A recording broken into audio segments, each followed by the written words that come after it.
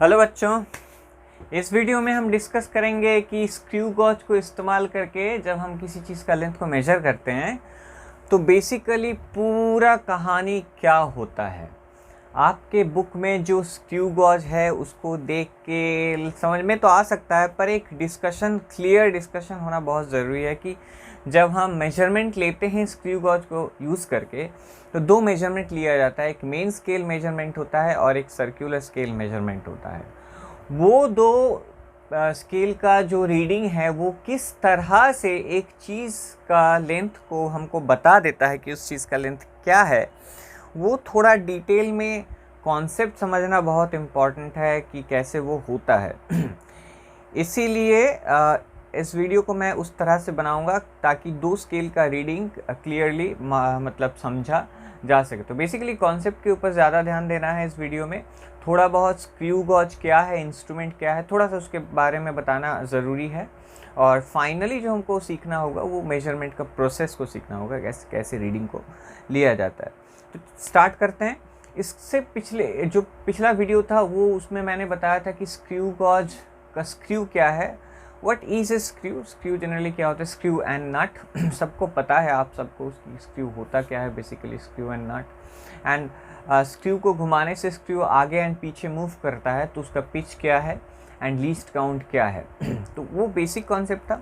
अगर आपने वो वीडियो नहीं देखा है तो I will request you please watch this video. कहीं से भी आप देख सकते हैं, बुक से पढ़ सकते हैं, कोई भी वीडियो देख सकते हैं, पर उसका कॉन्सेप्ट होना बहुत ज़रूरी है कि what is the pitch of screw, what is the least count of screw. उसको समझने के बाद ही ये वीडियो देखना, तभी समझ में आएगा। तो स्टार्ट करते हैं वीडियो को। पहले हम थोड़ा सा स्क्रू गॉज का डिस्क्रिप्शन लेंगे कि स्क्रू गॉज होता कैसा है। तो मैं यहाँ पे दो डायग्राम बनाऊंगा पहले।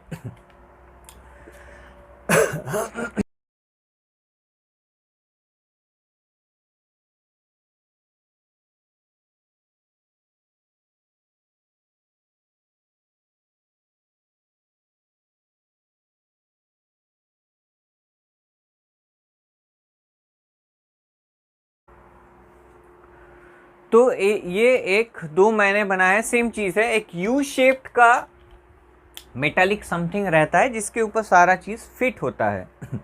जिसके ऊपर हम स्क्रू को फिट करेंगे। एक प्लेटफॉर्म, जैसे कि ये मान लो एक प्लेटफॉर्म है, इस आधार जैसा ये पूरा चीज़ को कैरी करके होता है, यू शेप्ड।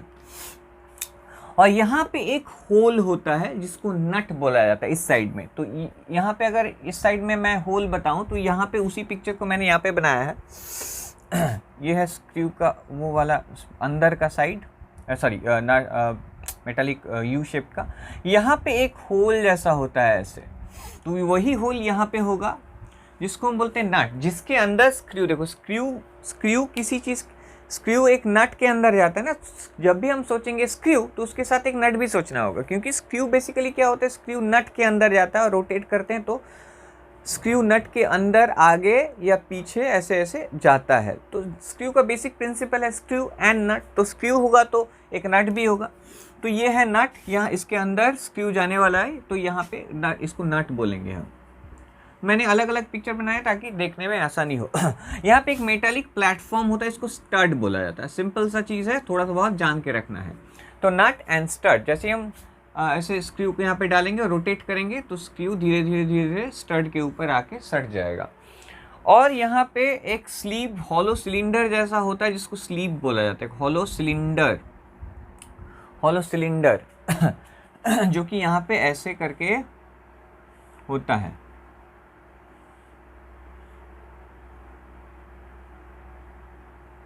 जिसके अंदर भी थ्रेड्स होती है। यानी जैसे हम नट के अंदर थ्रेड्स और स्क्रू के अंदर भी thread, rashes, metallic spiral line जैसा गोल गोल होता है। तो नट के अंदर जैसे हम स्क्रू को डालते हैं वो फिट हो जाता है। ठीक उसी तरीके से hollow cylindrical shaped, hollow cylindrical shaped, इसके अंदर से स्क्रू होता हुआ जाएगा नट के अंदर से होते हुए। तो यहाँ से हम स्क्रू को बेसिकली डालते हैं और जैसे ही घुमाते हैं तो स्क्रू धीरे धीरे धीरे ऐसे करके आता है और यहाँ पे जाके सट जाते हैं। यहाँ पे स्टड होता है हमारा, जो स्टड है वो यहाँ पे। तो मैंने अलग अलग पिक्चर बनाए ताकि समझने में ईजी रहे। तो स्क्रू हमारा कहाँ से जाएगा, यहाँ से होता हुआ जाएगा। तो स्क्रू कैसा दिखता है? स्क्रू कुछ इस तरह दिखता है।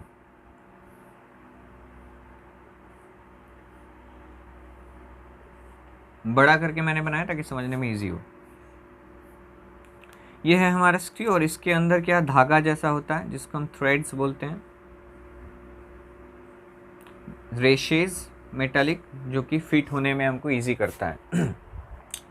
देखो यहाँ पे एक लाइन होता है स्लीव के ऊपर जिसको बोला जाता है base line, this is called base line.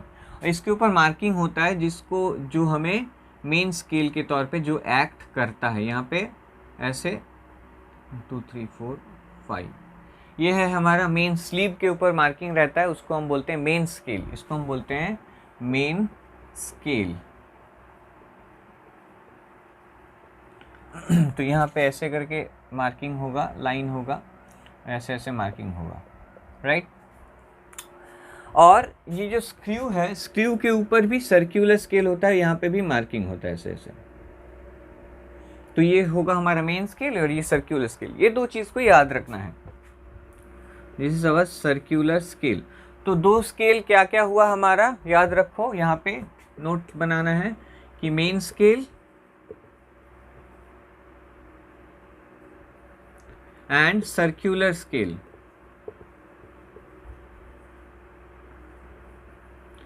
Main scale होगा स्लीव के ऊपर और सर्कुलर स्केल होगा स्क्रू के ऊपर। समझ में आ गया? सिंपल है, एकदम सिंपल। अभी हम इस चीज को मिटाएंगे, उससे पहले दो चीज को याद रखना है। स्क्रू को ऐसे उठाया, इमेजिन करो, स्क्रू को उठाया, यहाँ पे डाला, रोटेट किया, स्क्रू धीरे धीरे धीरे धीरे अंदर की तरफ जाएगा, नट से होते हुए, स्लीव से जाते हुए, स्टड से सट जाएगा, इन कांटेक्ट आ जाएगा। होगा, हो गया, simple. Point to be noted milord, जैसे ही हम इस स्क्रू को डालेंगे और रोटेट करेंगे तो स्क्रू जैसे ही जाएगा तो इसका जो सर्कुलर स्केल है ना, वो मेन स्केल को कवर करता हुआ जाएगा, ढकता हुआ जाएगा, ऐसे ढक देगा, ऐसे ऐसे करके ढकता हुआ ढकता हुआ ढकता हुआ जाएगा और जीरो से जाके मैच कर जाएगा। जैसे ही इसका अगला एंड स्टड से जाके कांटेक्ट में आएगा तो सर्कुलर स्केल का जो ये वाला एंड है, this is the end of circular scale, ये लाइन है, ये जो लाइन, ये जीरो कवर कर देगा पूरा मेन स्केल को और जीरो से जाके मैच कर जाएगा। तो स्क्रू अंदर गया, मेन स्केल को कवर कर दिया और यहाँ पे जाके रुका। तो अभी उसी हिसाब से मैं डायग्राम को बनाऊंगा। तो यहाँ पे मैं इसको मिटा देता हूँ, जितना सारा नोट लेना है आप ले सकते हैं कॉपी में। तो यहाँ पे उस तरह से मैं इसको बनाऊंगा।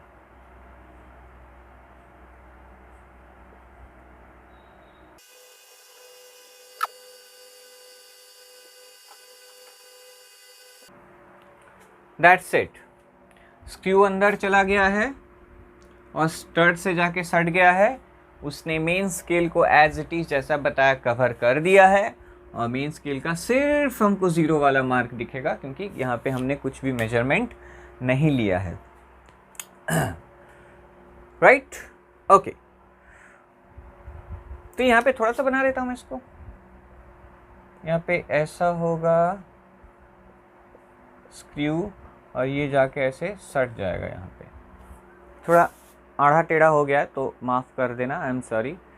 मैं माइकल एंजेलो या फिर लियोनार्डो दा विंची तो हूँ नहीं कि एकदम सही बना दूंगा, थोड़ा आपको भी एडजस्ट कर लेना है, सीधा कर लेना है इसको।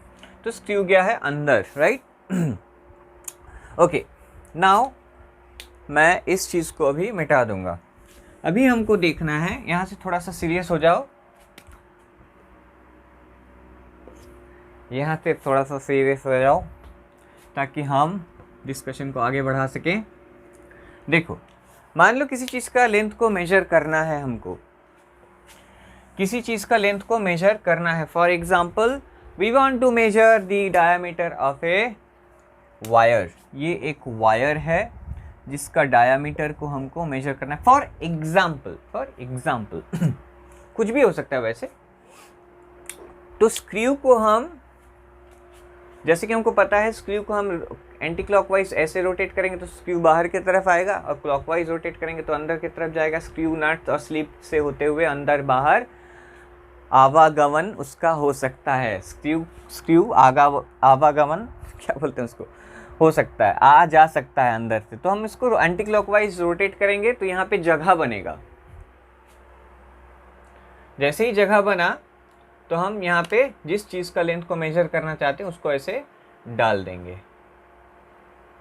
और स्क्रू को फिर से टाइट कर देंगे। तो यहाँ पे आ गया हमारा वो चीज़ जिसका हम लेंथ को मेजर करना चाहते हैं। तो ऑब्वियसली स्क्रू थोड़ा पीछे की तरफ आएगा और मेन स्केल दिखने लगेगा। ऐसे तो स्क्रू सर्कुलर स्केल स्क्रू के ऊपर जो मेन स्केल है उसको ढक के रखता है, सर्कुलर स्केल स्क्रू के ऊपर जो मेन स्केल है उसको ढक के रखता है।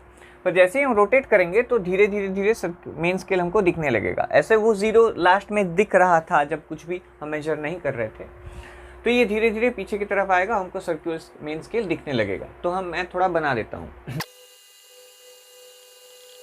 ऑलराइट, चलो यहाँ से हमारा ओरिजिनल काम स्टार्ट होगा कि कैसे हम मेन स्केल हमारा थोड़ा सा दिख रहा है।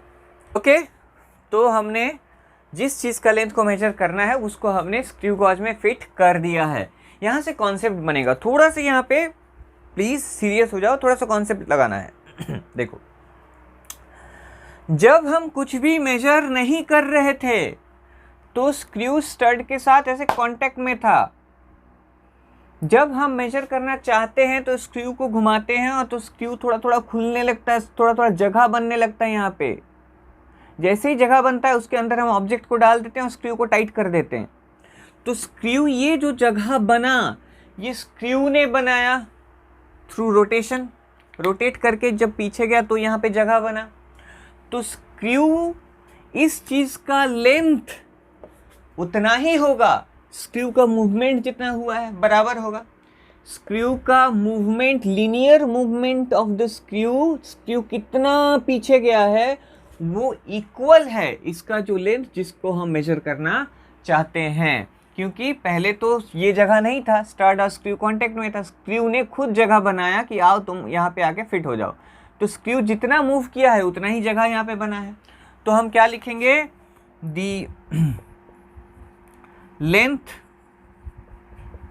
of the diameter is equal to linear movement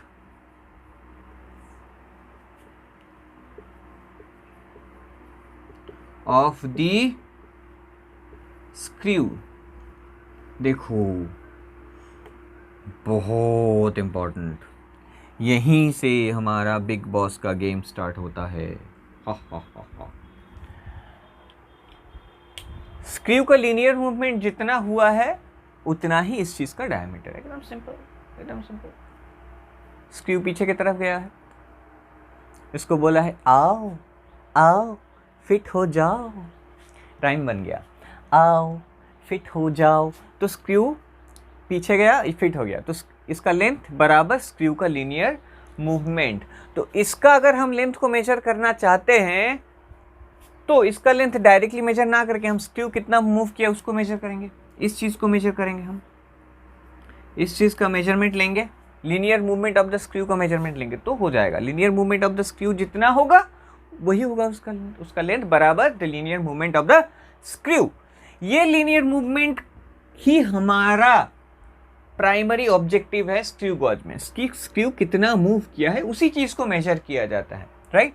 उस चीज़ को दो स्केल से मेजर किया जाता है, main scale as usual and circular scale as usual. ये दो स्केल से हम linear movement of the screw मालूम करेंगे। पार्ट 1 खत्म, पार्ट 1 खत्म। अभी हमारे हिसाब करने का काम है, वो आएगा calculation, mathematical calculation. Main scale से कैसे रीडिंग लेना है, सर्कुलर स्केल से कैसे रीडिंग लेना है। वैसे तो सिंपल है, बता सकते हैं, ऐसे ही सिंपल करके बता सकते हैं कि हमको मेन स्केल दिख रहा है, जितना मेन स्केल दिखेगा, मेन स्केल का जो मार्क लास्ट दिखेगा वो होगा मेन स्केल का रीडिंग। जैसे ही स्क्रू पीछे की तरफ जाएगा ना तो मेन स्केल हमें धीरे धीरे यहाँ पे दिखने लगेगा, और जो मार्क हमको लास्ट दिखेगा यहाँ पे, जैसे 1 दिख रहा है, 0 के बाद 1 दिख रहा है, तो मेन स्केल रीडिंग होगा 1। और क्या होगा, सर्कुलर स्केल का कोई एक मार्क बेस लाइन से मैच करता हुआ होगा। सर्कुलर स्केल का कोई एक मार्क बेस लाइन से मैच करता हुआ होगा, वो होगा हमारा सर्कुलर स्केल का रीडिंग। जो मार्क हमको दिखेगा मेन स्केल में लास्ट, वो होगा मेन स्केल रीडिंग। और सर्कुलर स्केल का जो मार्क बेस लाइन से कुछ बराबर हो जाएगा, वो हमको सर्कुलर स्केल रीडिंग होगा। इसे तो आसानी से हो सकता है फिर, पर मैं इसको एक्सप्लेन करूंगा, ऐसे नहीं छोड़ूंगा मैं इसको। हम मिटा देंगे, इसको आप नोट बना के रख सकते हो, बहुत इंपॉर्टेंट है, काम आएगा। इसी चीज़ का एक सिंपल वर्जन मैं यहाँ पे बनाऊंगा, इसी चीज़ का एक सिंपल वर्जन बनाऊंगा मैं, क्योंकि वहाँ पे समझाना पॉसिबल नहीं है, मुश्किल है वहाँ पे समझाना। तो यहाँ पे उसका एक सिंपल मैं वर्जन बनाने वाला हूँ, तब तक आप थोड़ा घूम के आओ।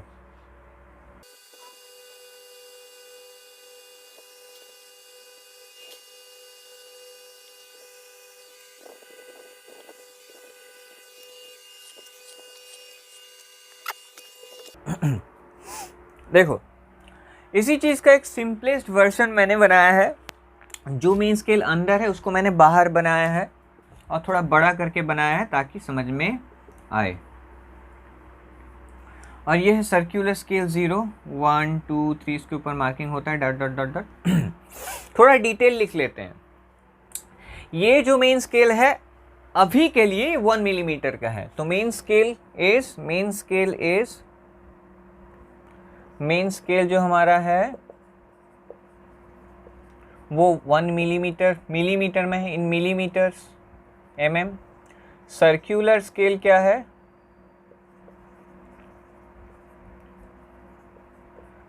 हंड्रेड डिविजन्स है हमारा, और पिच क्या है 1 mm, याद रखना। तो लीस्ट काउंट कितना होगा, 1 divided by 100 equal to 0.01 mm। देखो, ये पिच और लिस्ट काउंट का कॉन्सेप्ट तो आपको आना चाहिए ना, नहीं तो ये वीडियो देखने में समझ में नहीं आएगा, थोड़ा फिर भी बता देता हूँ मैं। तो मेन स्केल है हमारा मिलीमीटर में, यानी हर एक डिवीजन उसका कितना है, हर एक डिवीजन 1 मिलीमीटर है, 1, 2, 3, 4, 5।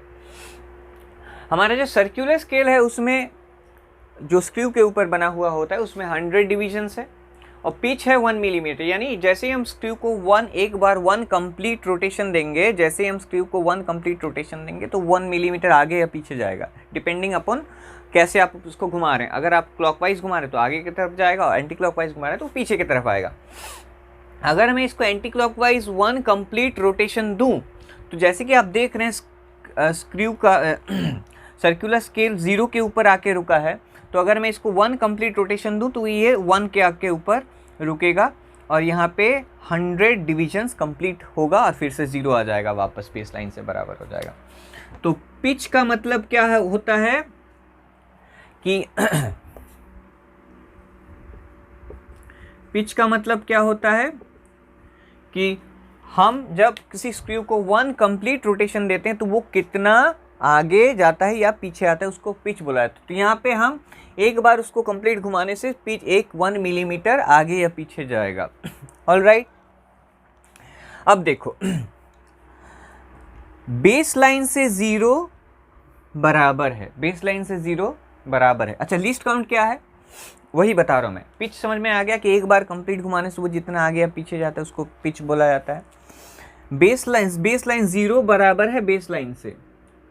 एक बार जब हम इसको रोटेट करेंगे तो बेस लाइन से सारा मार्किंग क्रॉस करेगा, 1 डिवीजन, 2 डिवीजन, 3 डिवीजन, और स्क्रू धीरे धीरे पीछे होता हुआ जाएगा, डिविजन्स क्रॉस करता हुआ जाएगा बेस लाइन को। बेस लाइन यहाँ पे है, 1 डिवीजन क्रॉस किया, 2 डिवीजन क्रॉस किया, 3 डिवीजन क्रॉस किया, करते करते करते करते जैसे फिर से 100 डिवीजन क्रॉस कर जाएगा, 0 आ जाएगा, तो ये 1 मिलीमीटर पीछे होके यहाँ पे आके रुक जाएगा। ये वाला हिस्सा यहाँ पे आके रुक जाएगा, तो हमको पता चल जाएगा कि वो स्क्रू कितना पीछे गया है, 1 मिलीमीटर पीछे गया। अच्छा, तो हमको बेस लाइन बता देता है कि स्क्रू को हमने कितना रोटेट किया है, क्योंकि हम अगर 100 डिवीजन कंप्लीट रोटेट ना भी करें, उससे कम करें, तो कोई दूसरा मार्क आके रुकेगा, बेस लाइन से बराबर होगा। ऐसे कंप्लीट 1 रोटेशन कर दे तो 0 से स्टार्ट होकर फिर से 0 आ जाएगा और ये 1 मिलीमीटर पीछे जा जाएगा। फिर 100 डिवीजन कंप्लीट रोटेट करे तो फिर से 0 से स्टार्ट करके फिर से 0 आ जाएगा, 1 डिवीजन पीछे आके 2 पे आके रुकेगा। पर हमेशा हम 100 डिवीजन नहीं भी रोटेट कर सकते हैं, उससे कम या ज़्यादा कर सकते हैं। तो अगर हमने इसको कंप्लीट रोटेट नहीं करके थोड़ा सा कंप्लीट रोटेशन नहीं किया है मान लो, तो बेस लाइन से कोई दूसरा मार्क आके रुकेगा, 0 ना रुक के कोई दूसरा मार्क आके रुकेगा, तो वो मार्क हमें बता देगा कि स्क्रू कितना पीछे गया है। मान लो कि 25 मार्क आके रुका है ऐसे करके, तो ये 0 और 1 के बीच कहीं पे जाके हमारा मेन स्केल के ऊपर जाके सर्कुलर स्केल रुकेगा। हमने टोटल 100 डिवीजन रोटेट नहीं किया है, इसको 25 रोटेट किया, तो कितना पीछे जाएगा हिसाब लगाते हैं। अगर 100 डिवीजन आप रोटेट करो तो वो जाता है 1 मिलीमीटर। 1 डिवीजन रोटेट करने से जाता है 1/100 यानी 0.01 mm। इसी को बोला जाता है लीस्ट काउंट। पिछले वीडियो में बताया था कि 1 डिवीजन उसको रोटेट किया, थोड़ा सा रोटेट किया, 0 हट गया, 1 आ गया, तो कितना पीछे जाएगा, वो इतना पीछे जाएगा, क्योंकि 100 डिवीजन टोटल रोटेट करने से 1 मिलीमीटर पीछे जाता है। तो थोड़ा 1 डिवीजन रोटेट करने से 0.01 मिलीमीटर पीछे जाएगा। अगर 25 डिवीजन घुमाए तो कितना पीछे जाएगा, 0.01 × 25। ये हमारा है कितना हमने इसको पीछे किया है।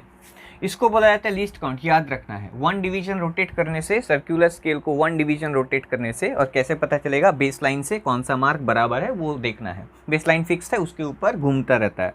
बेस लाइन हमेशा फिक्स रहता है, उसके ऊपर स्क्रू घूमता है, तो बेस लाइन से कोई ना कोई मार्क तो आके बराबर हो, मैच करेगा। उसको देख के हम बता सकते हैं कि स्क्रू कितना आगे या पीछे गया है। तो 1 डिवीजन रोटेट करने से जितना आगे या पीछे जाता है उसको बोला जाता है लीस्ट काउंट। तो लीस्ट काउंट याद रखना है। पिच से टोटल डिवीजन को डिवाइड करने से लीस्ट काउंट मिल जाएगा, सिंपल। 100 डिवीजन रोटेट किया तो 1 मिलीमीटर, 1 डिवीजन रोटेट किया तो 1/100। तो ये है हिसाब एक। अभी हम, ये थोड़ा रिवीजन हो गया। अभी हम इसको जब रोटेट ऐसे करेंगे तो ये पीछे की तरफ जाएगा और यहाँ पे हम वो ऑब्जेक्ट डाल देंगे जिसका हम मेजरमेंट लेना चाहते हैं। जिसका हम मेजरमेंट लेना चाहते हैं उसको मान लो यहाँ पे डाल दिया है।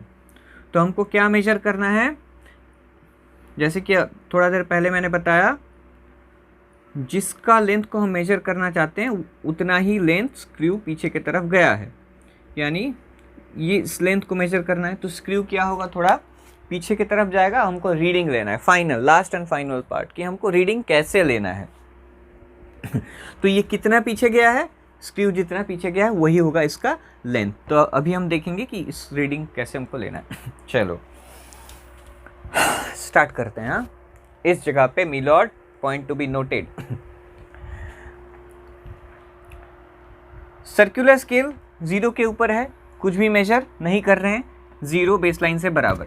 फिर से रिपीट करते हैं, कुछ भी मेजर नहीं कर रहे हैं, मेन स्केल 0 दिखा रहा है, सर्कुलर स्केल का 0 बेसलाइन से बराबर। मान लो इसको 1 कंप्लीट रोटेट किया तो ये 1 मिलीमीटर के आके ऊपर रुकेगा और 0 फिर से बेसलाइन के से बराबर हो जाएगा। 1 कंप्लीट रोटेशन दिया ना, तो 0 बेसलाइन से बराबर पहले था, अभी फिर से बराबर हो जाएगा। फिर से 2 दफ़ा कंप्लीट रोटेट किया तो मेन स्केल के वो 2 काउंट के ऊपर आके रुकेगा, ये वाला ऐसे करके, और 0 फिर से बेसलाइन से बराबर हो जाएगा। अगर ऐसा हो कि इसको ये जो लेंथ को मेजर करना चाहते हैं, मान लो कि वो 1.5 है, मान लो 1.55 है, मान लो मिलीमीटर, तो ये जब हम इसको रोटेट करेंगे तो ये 1 क्रॉस करके बीच में आके रुकेगा। 1 से थोड़ा 1 मिलीमीटर से थोड़ा ज़्यादा है, 2 मिलीमीटर से थोड़ा कम है। तो जैसे हम इसको रोटेट करेंगे ना, तो ये 1 पे तो आएगा ही, ये वाला हिस्सा 1 पे तो आएगा ही, हमको 1 तो दिखेगा मेन स्केल के ऊपर, थोड़ा सा और आ जाएगा बीच में।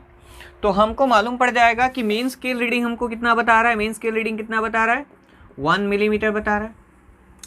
पर बाकी जो ये थोड़ा सा बच गया है, इसको हम कैसे मेजर करेंगे, इसको हम सर्कुलर स्केल से मेजर करेंगे। कैसे, देखो, अगर इसको एक बार कंप्लीट रोटेट किया तो 1 मिलीमीटर पे आके रुका, तो 0 बेसलाइन से बराबर। इसको एक बार कंप्लीट रोटेट किया तो ये 0 से 1 के ऊपर आ गया, 1 मिलीमीटर के ऊपर आ गया। और 0 फिर से बेसलाइन से बराबर, और थोड़ा सा रोटेट करें तो ये 1 मिलीमीटर से थोड़ा सा पीछे आएगा, और कोई सर्कुलर स्केल का कोई दूसरा मार्क बेसलाइन से बराबर होगा। बस एक बार कंप्लीट रोटेट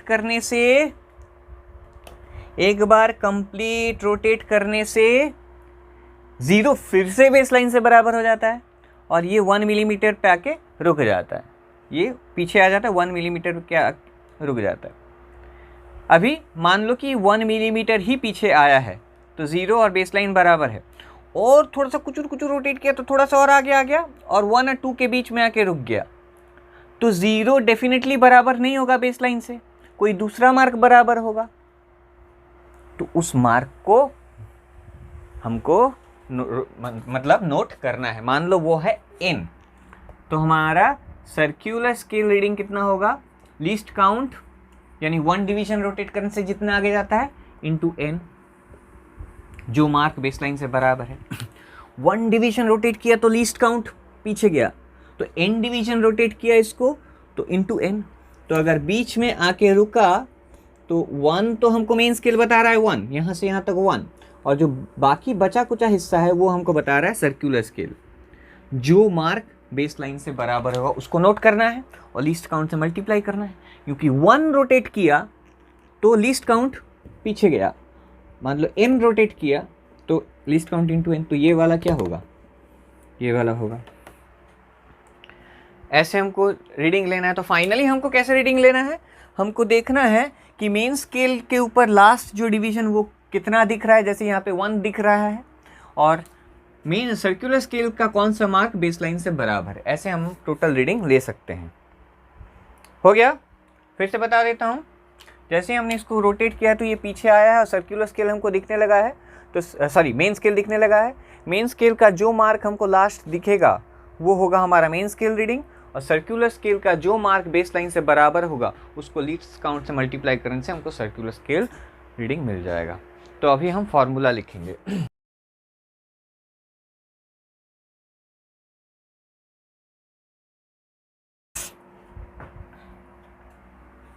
बस काम खत्म। मेन स्केल रीडिंग हम कैसे लेंगे, हमको बता, यहाँ पे दिखने लगेगा कि कौन सा लास्ट काउंट दिख रहा है मेन स्केल का। जैसे यहाँ पे 1 दिख रहा है तो मेन स्केल रीडिंग 1 हो गया, और सर्कुलर स्केल में जो मार्क बेसलाइन से बराबर होगा वो n है, उसको लीस्ट काउंट से मल्टीप्लाई करने से हमको सर्कुलर स्केल का रीडिंग मिल जाएगा। तो एक एग्जाम्पल ले लेते हैं, मान लो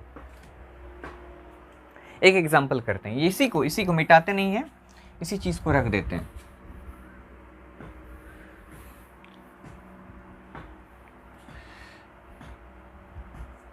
चलो समझ में आ जाएगा, बहुत इजी है। मान लो एक चीज़ को हमने डाला है और इस स्क्रू को रोटेट करने से स्क्रू 1 मिलीमीटर और 2 मिलीमीटर के बीच आके ये वाला हिस्सा, ये वाला जो है ना, ये वाला लाइन 1 और 2 के बीच आके रुका है। तो हमको मालूम पड़ेगा कि इसका मेजरमेंट, इसका लेंथ कितना होगा, 1 मिलीमीटर से ज़्यादा होगा और 2 मिलीमीटर से कम होगा। तो टोटल रीडिंग क्या होगा, 1 मिलीमीटर तो है ही, प्लस मान लो सर्कुलर स्केल का 32 मार्क, मान लो 32 मार्क बेसलाइन से बराबर है, 32 मार्क बेसलाइन से बराबर हो गया है। जैसे हमने इसको रोटेट किया तो ये यहाँ पे आके रुका, और बेसलाइन से सर्कुलर स्केल का 32th मार्क मैच किया है। तो हमको क्या पता, एक सर्कुलर स्केल को 1 रोटेट करने से कितना आगे पीछे जाता है, 0.01। सर्कुलर स्केल को 1 डिवीजन अगर हम रोटेट करें, 1 डिवीजन ऐसे घुमाया, 1 डिवीजन 0 से 1 आ गया बेसलाइन से, तो वो कितना आगे पीछे जाता है, 0.01। तो 32 डिवीजन रोटेट करने से कितना आगे पीछे जाएगा, ये भी मिलीमीटर में आएगा। तो हमारा कितना हो गया, 1 mm प्लस 0.32 mm, टोटल क्या हो गया हमारा 1.32 mm। ये है हमारा टोटल रीडिंग। बस कंप्लीट, पूरा चीज़ कंप्लीट हो गया। इसको अभी हम मिटा देते हैं।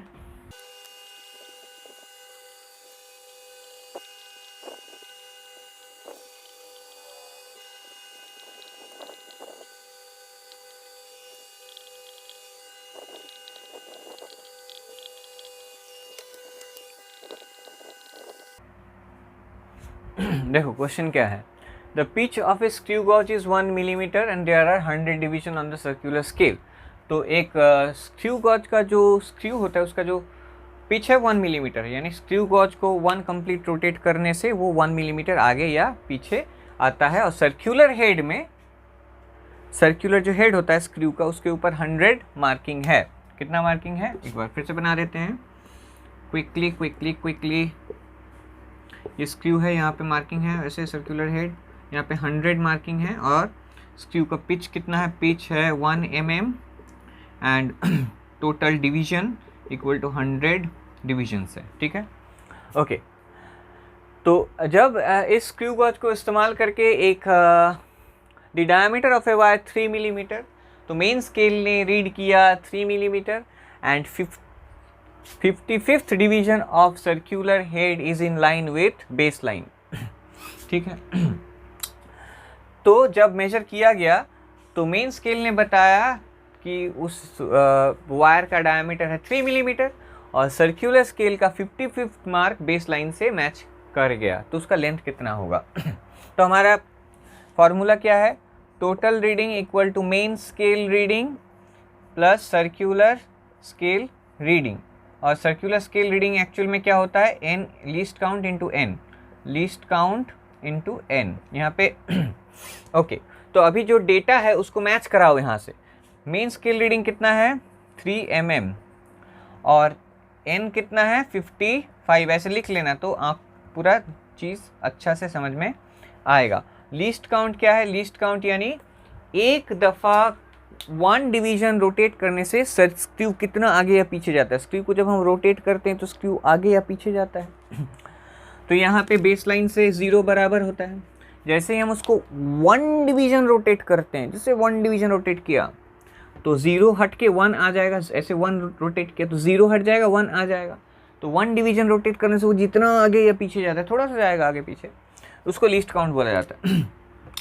तो 100 डिवीजन रोटेट करने से 1 मिलीमीटर आगे या पीछे जाता है, तो 1 डिवीजन रोटेट करने से कितना जाएगा 1/100, इसी को बोला जाता है लीस्ट काउंट 0.01 mm। तो यहाँ पे हमने निकाल लिया है, तो 0.01 mm। तो इसको पूरा फॉर्मूला में डाल दो, 3 प्लस 0.01 इंटू 55, फाइनली आएगा 3 प्लस 0.55 यानी 3.55 mm। This is the final total reading, ये होगा आंसर हमारा। ओके, तो लीस्ट काउंट निकालने का एक फॉर्मूला सीख लो। Least count equal to pitch divided by total divisions on circular scale. Total division on circular scale, pitch divide total division on circular scale. Least count equal to pitch divided by total division on circular scale. Circular scale में total कितना division है, in this case it was 1 mm and this was 100 in this case. चलो और एक सवाल ले लेते हैं, इसी में इस टाइप का ही एक सवाल ले लेते हैं और इसी क्वेश्चन में डाल देते हैं डेटा को। सेम टाइप क्वेश्चन, सिर्फ इसमें डिफरेंस ये है कि मान लो कि यहाँ पे मेन स्केल ने रीडिंग बताया, मेन स्केल ने रीडिंग बताया मेन स्केल ने बताया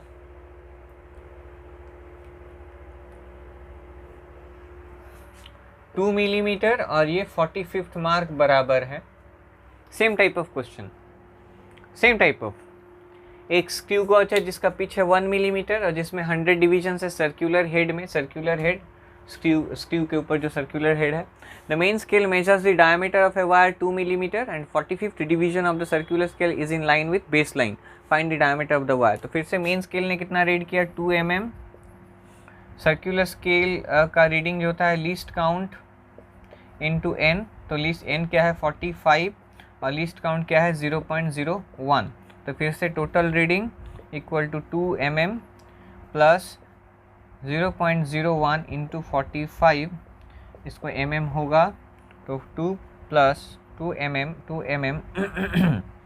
प्लस 0.45 mm, तो फाइनली हमारा होगा 2.45 मिलीमीटर। फिर से लीस्ट काउंट निकालो, 1 डिवाइडेड बाई 100 0.01 mm। और एक क्वेश्चन ले लेते हैं।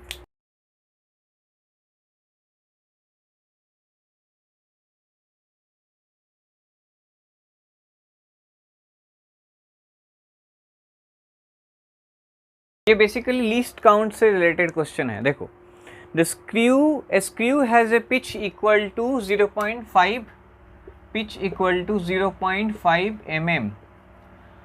What should be this division on circular head so as to read correct up to 0.001 mm with itself?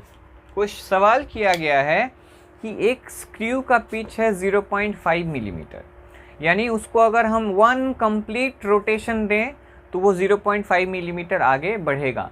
सवाल किया गया है कि उसका जो सर्कुलर हेड है उसके ऊपर कितना डिवीजन करने से स्क्रू गॉज को इस्तेमाल करके हम इतना मिनिमम लेंथ मेजर कर सकते हैं। पिच है 0.5, यानी एक दफ़ा उसको घुमाया तो कंप्लीट घुमाया तो 0.5 मिलीमीटर आगे बढ़ेगा। सर्कुलर हेड के ऊपर कितना मार्किंग या कितना डिवीजन होना चाहिए ताकि हम उस स्क्रू गॉज को इस्तेमाल करके इतना लेवल तक, मिनिमम इतना लेवल तक मेजरमेंट कर सकें, यानी लीस्ट काउंट। ये है लीस्ट काउंट। अभी देखो लीस्ट काउंट क्या है। किसी भी स्क्रू को 1 कंप्लीट रोटेशन घुमाने से वो जितना आगे बढ़ता है उसको पिच बोला जाता है।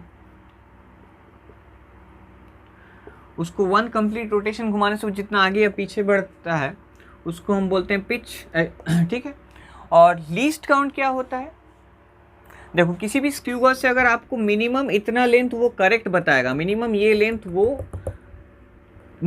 लेंथ मेजर वो कर सकेगा, बताया गया है कि इतना करेक्ट अप टू इतना मिलीमीटर तक हम मेजर कर सकेंगे। इसका मतलब वो सबसे छोटा मेजरमेंट इतना कर सकेगा, यानी लीस्ट काउंट होगा उसका इतना। और स्क्रू का लीस्ट काउंट कितना होता है? उसको 1 डिवीजन रोटेट करने से वो जितना आगे या पीछे जाता है उसी को बोला जाता है लीस्ट काउंट। उसको स्क्रू को 1 डिवीजन रोटेट करने से, यहाँ पे डिवीजन्स होता है या बेस लाइन होता है, बेस लाइन से कोई ना कोई डिवीजन मैच किया हुआ होता है। मान लो कि 0 मैच किया है, उसको ज़रा सा घुमाया तो 0 हट गया, 1 आ गया बेस लाइन से बराबर। तो 1 डिवीजन रोटेट करने से वो जितना आगे या पीछे जाता है उसको बोला जाता है least count of a screw. यानी इतना नंबर ऑफ डिविजन्स होना चाहिए ताकि इसको 1 डिवीजन रोटेट करने से 0.01 मिलीमीटर आगे या पीछे जाए, यानी इतना नंबर ऑफ डिविजन्स यहाँ पे हमको करना होगा ताकि 1 डिवीजन रोटेट करने से इतना आगे या पीछे जाए। तो मान लेते हैं कि n नंबर ऑफ डिविजन्स करना है total, n number of divisions total करना है, यानी n डिविजन्स घुमाने से कितना आगे जाएगा? पिच कितना है? 0.5 mm। तो 1 डिवीजन रोटेट करने से कितना आगे या पीछे जाएगा? mm। और ये कितना बराबर होना चाहिए? इससे बराबर होना चाहिए, यानी therefore 0.5/n should be equal to 0.001। Pitch को टोटल नंबर ऑफ डिवीजन से डिवाइड, क्या है? Least count equal to pitch divided by total number of divisions. तो यहाँ से हम निकाल लेंगे n क्या है? 0.5 डिवाइडेड बाय 0.001, तो ये आएगा 500। यानी यहाँ पे हम 500 डिवीजन्स करें स्क्रू में, स्क्रू के हेड के ऊपर, तो उसको 1 डिवीजन रोटेट करने से वो इतना आगे या पीछे जाएगा, और 1 डिवीजन रोटेट करने से वो जितना आगे या पीछे जाता है उसकी बोला जाता है लीस्ट काउंट, यानी इतना मिनिमम लेंथ हम उससे मेजर कर सकते हैं। तो हो गया। तो from this video, this is it from this video. अगले वीडियो में स्क्रू गॉज का जो लीस्ट काउंट है, उसका जो ज़ीरो एरर है वो मैं डिस्कस करूंगा। हालांकि ज़ीरो एरर का वर्नियर कैलिपर से एक ज़ीरो एरर का वीडियो बन चुका है, अगर आप उसको भी देख लेंगे तो इसका भी ज़ीरो एरर समझ में आ जाएगा।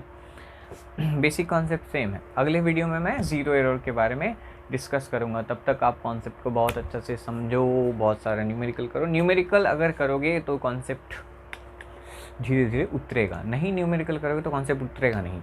और जब पढ़ने बैठोगे तो थोड़ा सा इमेजिनेशन के सहारे पढ़ना, उस चीज़ को देखने का कोशिश करना। जो दिमाग का, हमारे दिमाग में भी एक इमेज चलता है, दिमाग का जो आई है उससे, आँख है उससे चीज़ को देखना कि हो क्या रहा है, समझने का कोशिश करना। समझ के या कॉन्सेप्ट लगा के या फिर इमेजिन करके जब हम पढ़ेंगे तो वो इतना अच्छा आएगा, हम जान लेंगे और कभी नहीं भूलेंगे, ज़िंदगी भर वो याद रहेगा। तो thank you from I mean, thanks as of now and wait for the next video.